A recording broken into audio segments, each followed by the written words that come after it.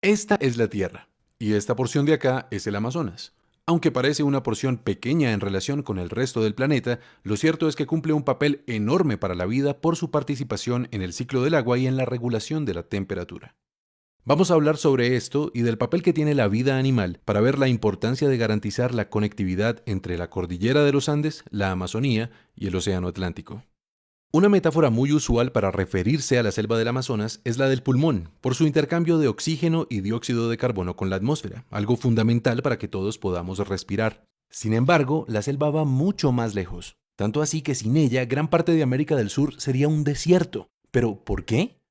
Empecemos por señalar que el agua se acumula sobre todo en los océanos, y si bien el calor del sol la evapora y la sube por los aires, es necesario que el viento empuje el vapor tierra adentro. De otro modo, el agua no llegaría a los continentes, moriría la vegetación y se secarían grandes extensiones. La manera como el Amazonas entra en juego acá es complementando la labor de los vientos alisios, ayudando a atraer el aire y reteniendo el agua en tierra.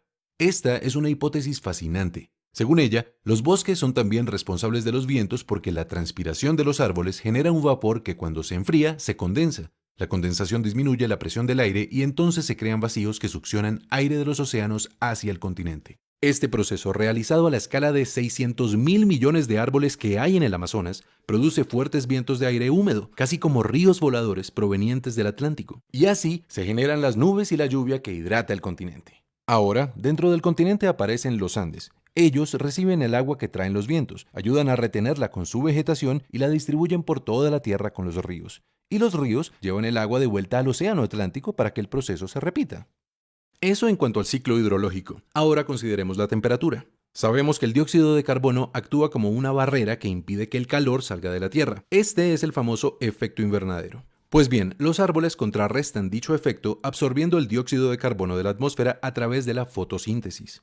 Con esto y con los sumideros de dióxido de carbono bajo tierra, el Amazonas anualmente le quita a la atmósfera más de 1 billón de toneladas de este gas, ayudando a contrarrestar el calentamiento global, que es consecuencia de nuestra sobreproducción de gases de efecto invernadero.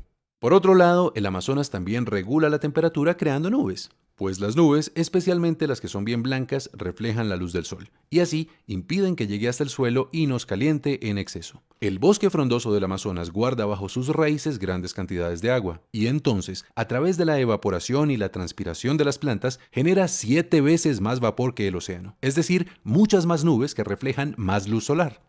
En resumen, regular la cantidad de oxígeno y de dióxido de carbono, mantener la temperatura dentro de ciertos rangos y participar en el ciclo del agua generando los vientos y reteniendo el agua en la tierra son algunas de las funciones que la Amazonía realiza de manera integrada con el Océano Atlántico y con la cordillera de los Andes. Sin embargo, todavía no tenemos la imagen completa. ¿Qué nos puede faltar? Nada más y nada menos que la vida animal. Todos hemos oído, por ejemplo, de la importancia de las aves para diseminar las semillas de los árboles, pero cada animal, cada planta, cada insecto, también los hongos y los minerales, todos realmente cumplen un papel importante en los procesos físicos, químicos y biológicos de la Tierra. Porque pensando desde una perspectiva más amplia, la Tierra es un solo sistema, un organismo que se regula a sí mismo. Cada entidad que la habita es entonces una parte del engranaje completo, del gran organismo planetario. Y por eso, de la participación de cada uno, depende la resiliencia del todo. Los animales hacen una contribución notoria con sus posibilidades de desplazamiento y con sus metabolismos. Pero hay un animal bastante particular, capaz de transformar de maneras nunca antes vistas la Tierra: el hombre. El mundo está poblado por distintas culturas con prácticas y creencias diversas. Los indígenas del Amazonas y también el hombre occidental son grupos humanos que, como todos, hacen parte del gran organismo planetario. Pero las prácticas y las creencias de estos dos grupos suponen relaciones muy distintas entre ellos y el resto de la naturaleza. ¿Cuáles han sido sus relaciones con el Amazonas? Empecemos por los pueblos indígenas. Si bien hay más de 400 culturas diferentes habitando la selva, lo cierto es que a todas ellas les es común una forma de relacionarse con la naturaleza. En su pensamiento y sus prácticas, ellos se fusionan con el aire, con el agua, la vegetación y los animales. Reconocen pues que sus cuerpos, su vida misma es interdependiente con la selva, y de esta manera se comportan como sus aliados.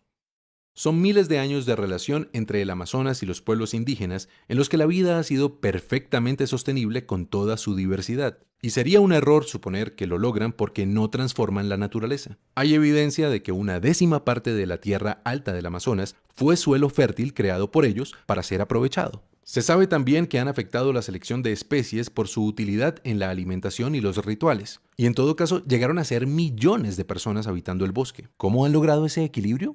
Con conocimiento. En la educación indígena se prepara al individuo para vivir en armonía con el entorno natural y social en que nace. Ellos se transmiten el respeto por los espíritus guardianes del universo, que los llevan a hacer un uso responsable de los recursos y a entender que el consumo afecta el flujo y la distribución de la energía en el sistema global. De forma que sus prácticas son coherentes con estas ideas y buscan mantener el balance que afectan con sus acciones. Así, por ejemplo, los indígenas del Amazonas solían cambiar la ubicación de sus asentamientos cada 20 años, con el propósito de permitir que la naturaleza se regenerara. ¿Y los occidentales? Bueno, su relación ha sido distinta. En lugar de sentirse como un ser integrado dentro de la totalidad, los occidentales se han concebido de manera separada. En su proceso de construcción cultural suelen crear una dicotomía particular entre naturaleza y sociedad. A la naturaleza acuden insistentemente en busca de la materia que les permite crear y sostener el espacio que construyeron para sí, la ciudad.